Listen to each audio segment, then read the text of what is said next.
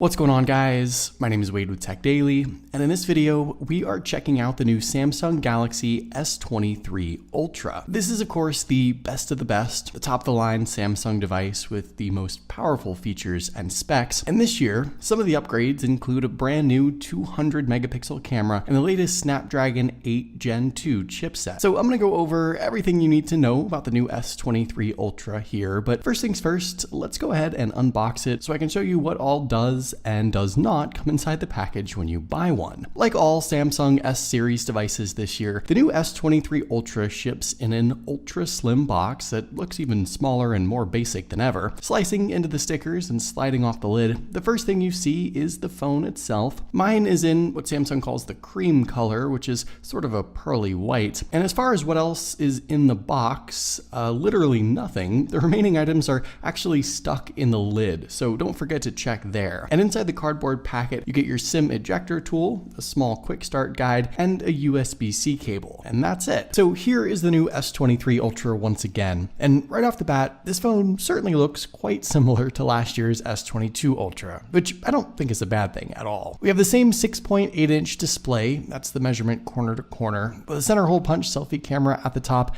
and almost no borders or bezels really, for a nearly 90% screen-to-body ratio. Now you can kind of sort of feel a bit of a curve to the glass on the sides, but it's really not much. I wouldn't even call this a curved display. And in fact, it looks a little less significant compared to last year. The phone as a whole still has that really sharp and boxy design, with a flat top and bottom and perfectly squared off corners. In the hand, the tapered edges do make it a little easier to hold, but it's obviously one of the biggest phones you can buy, so it's going to take some stretching and maneuvering to reach the entire screen with your thumb. Around back, Samsung has kept the premium build materials. This time we get Gorilla Glass Victus 2 paired with a polished aluminum frame, which gives the phone a premium look and some nice weight. Taking a look around, on the left side there's nothing at all. On the right side, your usual volume buttons and power button. On the bottom, of course, the S Pen, which is one of the standout features for the Ultra, alongside one of the speakers, the USB-C port, and the SIM card tray. And when you're swapping out your SIM card, make sure you're poking the correct hole. The one on the far right is the one. The other, I think, is a microphone hole, so just be careful with that. And here in the US at least, the S23 Ultra has a single physical SIM plus eSIM support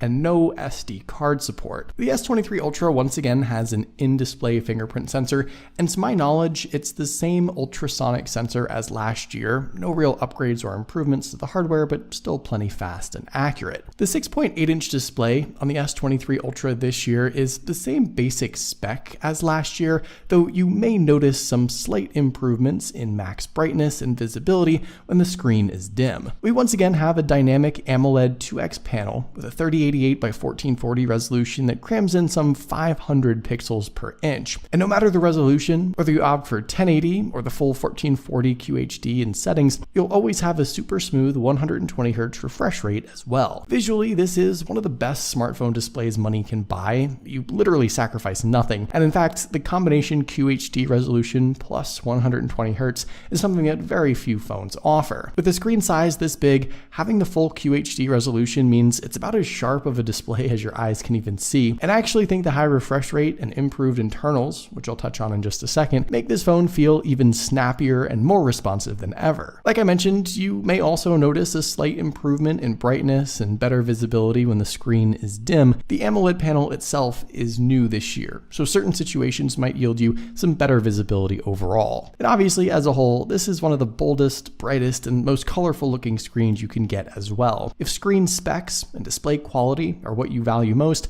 I'm not sure there's much better than the S23 Ultra. Also, as far as the out loud listening experience, I don't think Samsung made any explicit changes to the speaker setup, but this phone sounds really good. You get two speakers, one big one at the bottom and a secondary one in the earpiece, and it's loud and clear and sounds really great. Here's a sound sample so you can hear it for yourself.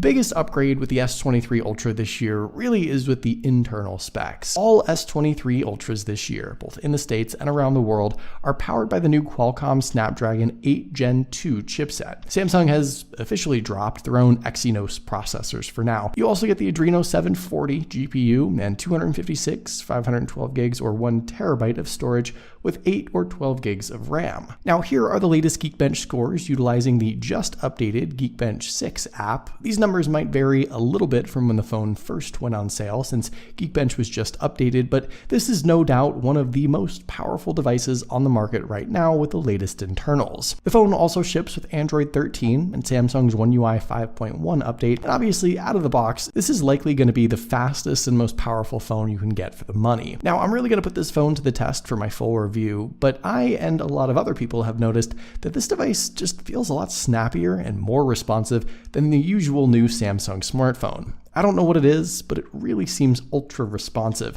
and I think the combination of the processor and well-optimized software experience have a lot to do with it. Of course, along with its over-the-top performance, one of the other main reasons to opt for the Ultra is for the S Pen, Samsung's built-in stylus. The S Pen is located at the bottom left of the phone. It clicks and slides out, and it more or less looks like the usual built-in S Pens we've had on Ultras and Notes in the past. It has a metal click top, a subtle rubbery feel, and an incredibly sharp tip for precise writing and on-screen touching. The S Pen is paired with a dozen or so stylus-specific apps and tools we've seen before: Notes, Smart Select, Screen Write, Live Messages, AR Doodles, Translate, and more. I don't personally see anything new or different with the S Pen features, and the stylus itself also has its own button which you can use to control the camera shutter, amongst some other things. Power users, I think, still fully appreciate the S Pen. The S23 Ultra is certainly big enough to draw and to write, and you can also use it just as an extension of your finger to tap and swipe through the phone. And it really is smooth and precise. No other device, outside the Apple Pencil really, gives you such an accurate writing experience. The pen is made for the phone, and vice versa. And while I don't think it's been explicitly upgraded this year,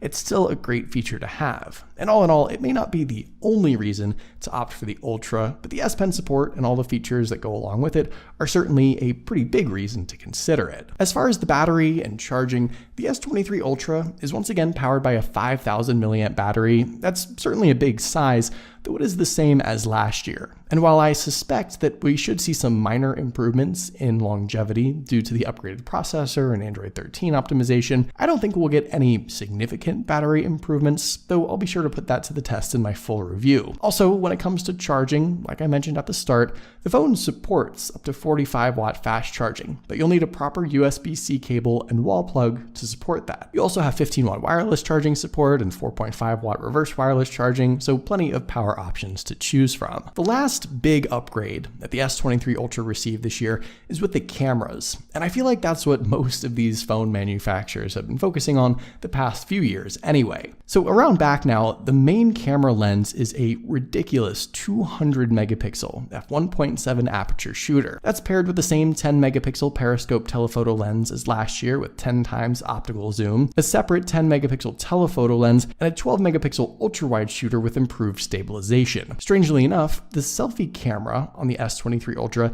seems to have changed completely. Last year, it was a 40 megapixel lens, it's now a 12 megapixel lens, and inside the camera app, Samsung has once again given you about 1 billion different camera features that make this one of the best phones on the market to take pictures and videos. Now, there's nothing here that's totally new. Like I said, the big thing really is the 200 megapixel main lens, which should produce even more detailed shots, especially if you opt for the high megapixel shooting mode. But across the board, from the 8K video recording to the manual controls to all the little extras, this is, of course, I think, one of the top 3 camera smartphones you can get. And while the average person may not utilize all the super powerful camera features, I think there's plenty for just about everyone to enjoy. And just taking some quick sample pictures here, obviously these shots are going to look great. Like I said, I'm really looking forward to comparing this phone to some other devices to see how it stacks up. I suspect it might vie for the top spot. All in all, the new S23 Ultra this year really isn't too new. You get a better processor, of course, an upgraded camera, slight improvements to the display, but that's pretty much it. It's very much a minor upgrade, but if you want the ultimate Samsung device with all the over-the-top features and specs, this phone, once again, stands head and shoulders above the rest.